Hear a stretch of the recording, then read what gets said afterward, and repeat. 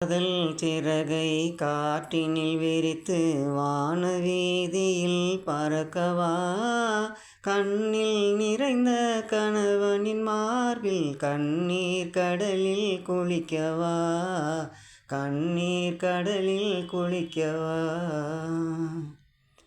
எண்ணங்களாலே பாலம் அமைத்து இரவும் பகலும் நடக்கவா, இத்தனை காலம் பிரிந்ததை எண்ணி, இத்தனை காலம் பிரிந்ததை எண்ணி இரு கை கொண்டு வணங்கவா, இரு கை கொண்டு வணங்கவா.